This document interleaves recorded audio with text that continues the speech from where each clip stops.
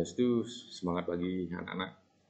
Jadi kita kembali lagi dalam pembelajaran ekonomi kelas 10. Di materi kali ini kita akan belajar tentang bank sentral. Yang sebelumnya kita sudah belajar banyak tentang materi lembaga jasa keuangan, lembaga jasa keuangan perbankan, OJK, dan lembaga jasa keuangan bukan bank. Nah, untuk hari ini kita akan belajar tentang bank sentral, di mana bank sentral merupakan salah satu jenis bank yang berdasarkan fungsinya. Ya, jadi ada bank sentral, bank umum, dan bank bergerak rakyat. Jadi ini kita sudah pelajari pertemuan sebelumnya. Nah, untuk hari ini kita akan belajar di KD 3.5 tentang mendeskripsikan bank sentral, sistem pembayaran, dan alat pembayaran dalam perekonomian Indonesia. Pertama kita akan belajar tentang apa sih itu bank sentral. Bank sentral adalah sebuah badan keuangan milik negara yang diberikan tanggung jawab untuk mengatur dan mengawasi kegiatan-kegiatan lembaga-lembaga keuangan dan menjamin agar kegiatan badan-badan keuangan tersebut akan menciptakan tingkat kegiatan ekonomi yang stabil. Nah, Bank Sentral Indonesia itu adalah Bank Indonesia. Jadi mungkin lambangnya Bank Indonesia seperti ini. Kalau kalian temukan, ini lambang Bank Indonesia ya. Jadi Bank Sentral Indonesia itu adalah Bank Indonesia. Cabang di Bali itu ada di Denpasar. Jadi kalau kalian sempat mungkin ke daerah Renon ya, di sana ada Bank Indonesia ya, yang cabangnya yang di Bali. Nah, Bank Indonesia itu apa sih? Di Bank Indonesia itulah lembaga negara yang independen dalam melaksanakan tugas dan wewenangnya. Bebas dari campur tangan pemerintah dan pihak lain kecuali untuk hal yang secara tegas diatur dalam undang-undang.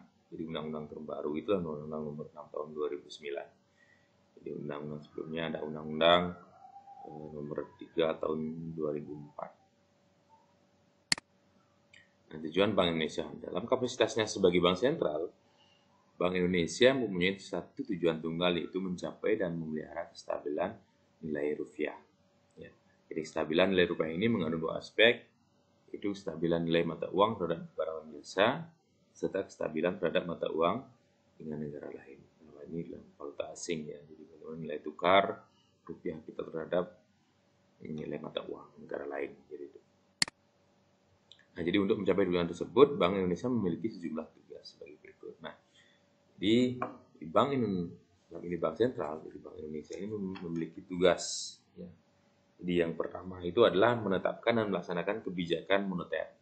Kebijakan moneter adalah kebijakan yang ditetapkan dan dilaksanakan oleh Bank Indonesia untuk mencapai serta memelihara kestabilan nilai rupiah yang dilakukan, antara lain melalui pengendalian jumlah uang yang beredar dan suku bunga.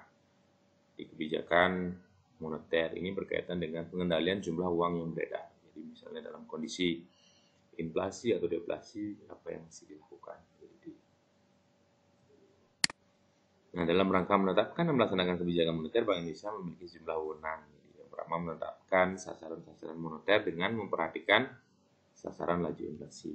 Jadi melakukan pengendalian moneter, diantaranya di sana ada operasi pasar terbuka, jadi penetapan tingkat diskonto atau tingkat suku bunga, penetapan cadangan wajib minimum, dan pengaturan kredit atau pembiayaan.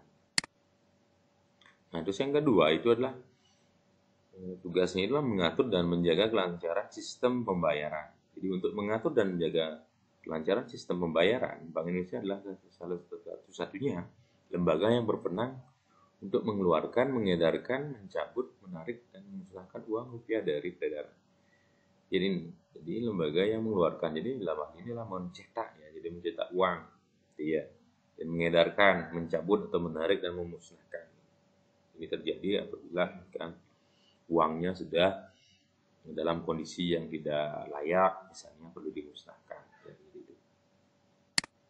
Nah, yang ketiga adalah mengatur dan mengawasi bank. Ya, tugasnya mengatur dan mengawasi bank telah dialihkan ke OJK. Sudah kita pelajari kemarin. Nah, tugas mengatur dan mengawasi bank oleh OJK terbatas pada pengaturan dan pengawasan secara mikro terkait dengan pelindungan nasabah. Adapun lingkup pengaturan dan pengawasan secara makro prudensial merupakan tugas dan wewenang Bank Indonesia secara makro. Ya, jadi kedepannya Bank Indonesia ini sebagai bank sentral bertugas mengawasi stabilitas moneter, sistem pembayaran, dan stabilitas stabilitas keuangan. Nah, selanjutnya ada peran Bank Indonesia dalam stabilitas sistem keuangan. Jadi, tugas utama Bank Indonesia tidak saja menjaga stabilitas moneter, tapi Bank Indonesia juga bertugas menjaga stabilitas sistem, menstabilkan sistem keuangan. Jadi, perbankan dan sistem pembayaran. Jadi, jika kedua tugas ini dapat dilaksanakan dengan baik, pertumbuhan ekonomi yang berkelanjutan dapat terlaksana. Nah, jadi sistem keuangan yang stabil mampu mengalokasikan sumber dana dan menyerap kejutan shock yang terjadi sehingga dapat mencegah gangguan terhadap kegiatan sektor real dan sistem keuangan. Sistem keuangan yang stabil adalah sistem keuangan yang kuat dan tahan terhadap berbagai gangguan ekonomi sehingga tetap mampu melakukan fungsi intermediasi, melaksanakan pembayaran dan menyebar risiko secara baik. Stabilitas sistem keuangan adalah salah satu kondisi di mana mekanisme ekonomi dalam penetapan harga, alokasi dana, dan pengelolaan risiko berfungsi secara baik dan mendukung pertumbuhan ekonomi. Jadi ketidakstabilan sistem keuangan dapat dipicu oleh berbagai macam penyebab dan gejolak. Mungkin terkait dengan kondisi perekonomian masa pandemi ini sampai membuat pertumbuhan ekonomi kita menjadi minus ya. Jadi mungkin semua negara untuk mengalami hal itu. Hal ini umumnya merupakan kombinasi antara kegagalan pasar baik karena faktor struktural maupun perilaku. Kegagalan pasar itu sendiri dapat bersumber dari eksternal, internasional, secara mendunia seperti pandemi dan internal domestik. Risiko yang sering menyertai kegiatan dalam sistem keuangan antara lain risiko kredit, risiko likuiditas, risiko pasar, dan risiko operasional. Nah, jadi pentingnya stabilitas sistem keuangan. Jadi sistem keuangan memegang peran sangat penting dalam perekonomian. Sebagai bagian dari sistem perekonomian, sistem keuangan berfungsi mengalokasikan dana dari pihak yang mengalami surplus kepada yang mengalami defisit. Jadi mengalami surplus adalah kelebihan, mengalami defisit kekurangan. Apabila sistem keuangan tidak stabil dan tidak berfungsi secara efisien, mengalokasikan dana tidak akan berjalan dengan baik sehingga dapat menghambat pertumbuhan ekonomi.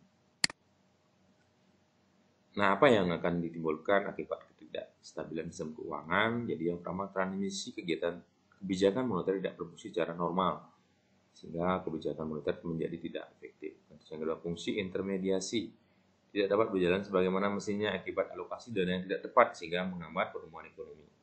Terus ketidakpercayaan publik terhadap sistem keuangan yang umumnya akan diikuti dengan perilaku panik para investor untuk menarik dananya, sehingga mendorong terjadinya kesulitan likuiditas. Terus yang keempat, sangat tingginya biaya penyelamatan terhadap sistem keuangan apabila terjadi krisis yang bersifat sistemik. Nah, sebagai bank sentral, Bank Indonesia memiliki 5 peran utama dalam menjaga stabilitas sistem keuangan. Jadi dalam hal menjaga stabilitas sistem keuangan, jadi Bank Indonesia ini punya 5 peran utama. Nah, yang pertama itulah Bank Indonesia memiliki tugas untuk menjaga stabilitas moneter terlain melalui instrumen kebijakan suku bunga dalam operasi pasar terbuka. Bank Indonesia dituntut untuk mampu menetapkan kebijakan moneter secara tepat dan berimbang.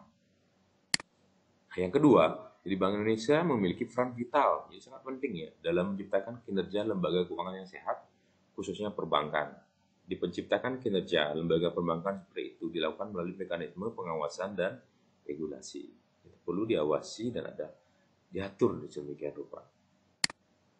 Nah, ketiga, jadi Bank Indonesia memiliki kewenangan untuk mengatur dan menjaga kelancaran sistem pembayaran. Nah, yang keempat, melalui fungsinya dalam riset pemantauan, Bank Indonesia dapat mengakses informasi-informasi yang dinilai mengancam stabilitas keuangan melalui pemantauan secara makroprudensial. Jadi Bank Indonesia dapat memonitor kerentanan sektor keuangan dan mendeteksi potensi kejutan yang berdampak pada stabilitas sistem keuangan. Jadi Bank Indonesia ini berfungsi dalam riset pemantauan, berhak mengakses informasi yang dinilai mengancam stabilitas keuangan. Seperti hacker-hacker, jika terjadi permasalahan terjadi skimming terhadap di ATM itu perlu dilakukan oleh Bank Indonesia. Nah, kelima, jadi Bank Indonesia memiliki fungsi sebagai jaring pengamat sistem keuangan melalui fungsi Bank Sentral sebagai lender of the last resort atau LOLR.